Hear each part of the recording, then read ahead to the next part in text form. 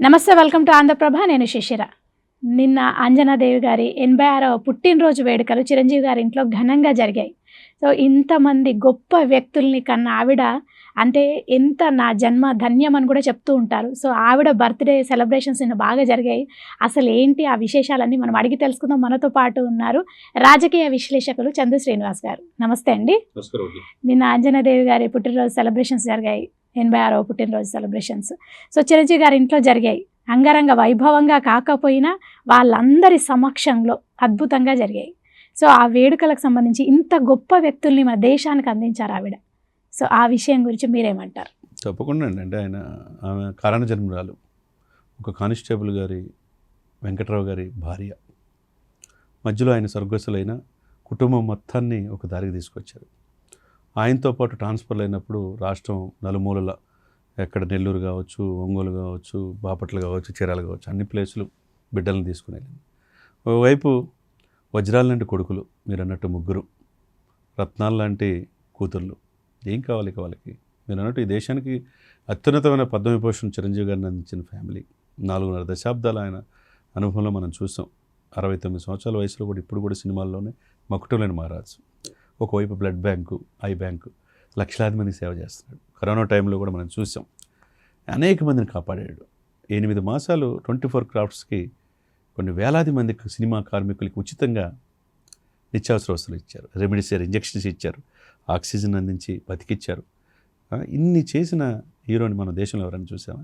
అటువంటి మెగాస్టార్ని కన్న తల్లి ఆమె. అంటే మగా వృక్షాన్ని ఆమె, ఒక మాతృమూర్తి. ఇంతమందిని కి మార్గదర్శి ఆమె. తల్లి 9 మాసాలు మోసి ఎన్నో పురిటి నొప్పులతో బిడ్డలను కంటది. ఆ బిడ్డలు ప్రయోజకులు అయిన తర్వాత ఆనందాన్ని పొందదు. ఆమె ఎప్పుడు కూడా ఆనందం. 86 సంవత్సరాల వయసులో తన కొడుకుని చూసి ఆనందపడుతుంది. ఒక పెద్ద కొడుకుని.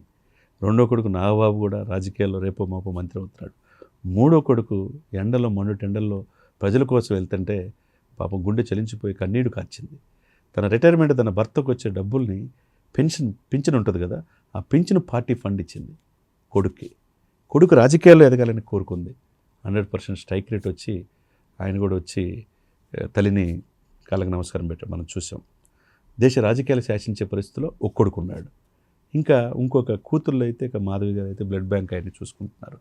ఇంకో కూతురు హౌస్ వైఫ్గా ఉన్నారు. ఒక జనరేషన్ కాదు మేడం, ఇక్కడ 3 జనరేషన్స్. వెంకట్రావు గారు, అంజనాదేవి గారికి, చిరంజీవి గారు ఎట్లయితే మకుటంలేని మహారాజు ఎదిగాడు, ఆ తర్వాత ఆయన కొడుకు, ఆయన తర్వాత పవన్ కళ్యాణ్ గారు ఇంకొక వైపు. వీళ్ళంతా ఈ దేశానికి సంపదగా, దేశ సంపదగా మనం చూడాలి. అటువంటి బిడ్డలను కడ తల్లి, మహాతల్లి, కారణ జన్మరాలు. 2 నెక్స్ట్ జనరేషన్ చూసుకుంటే రామ్ చరణ్ గ్లోబల్ స్టార్గా ఎదిగి ఆస్కార్ లెవెల్లో ఎదిగాడు. ఉపాసన లాంటి కోడలు ఆయనకు, వాళ్ళ వైఫ్ ఉపాసన గారు కూడా చాలా సమాజ సేవ చేస్తున్నారు, వైద్య సేవలు అందిస్తున్నారు. అదేవిధంగా సురేఖ లాంటి కోడలు ఆ ఇంటికి వచ్చింది. తర్వాత ఇప్పుడు చూసుకుంటే నెక్స్ట్ జనరేషన్ క్లింకార, ఇంకొక జనరేషన్ అమ్మాయి కూడా పుట్టి, ఆ 3 జనరేషన్లు ఆమె కళ్ళతో చూసింది. ఎంతకంటే ఆనందం ఆ కుటుంబానికి ఏం కావాలి? మనం కూడా అంటే మన కుటుంబ వ్యవస్థలో వివాహాలు అన్నీ కూడా, భారతదేశం ఒక వస్తైక కుటుంబం. మన సంస్కృతి సంప్రదాయాలు గౌరవించాలా, మనం మన కుటుంబాన్ని గౌరవించాలా.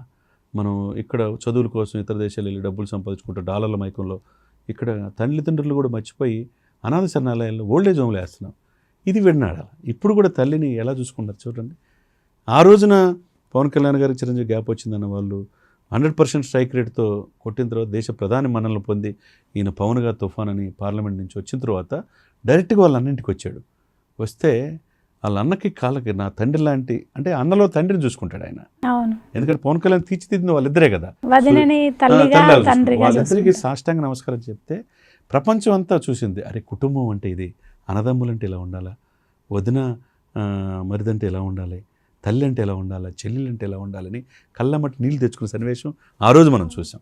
కట్ చేస్తే నిన్నటి రోజున ప్రపంచవ్యాప్తంగా ఒక తల్లి ఎలా ఉండాలి, తల్లిని ఎలా చూసుకోవాలా, భర్త పెళ్ళి అయిన తర్వాత అమ్మను వదిలేసేయటం, లేకపోతే అత్తయ్యని సరిగ్గా చూడకపోవటం, ఇది కాదు మనది గొప్ప సంస్కృతి. మన సంస్కృతిని ఇతర దేశాల్లో ఇది అవుతున్నాం, మనం వెస్టర్నైజేషన్లోకి వెళ్తున్నాం.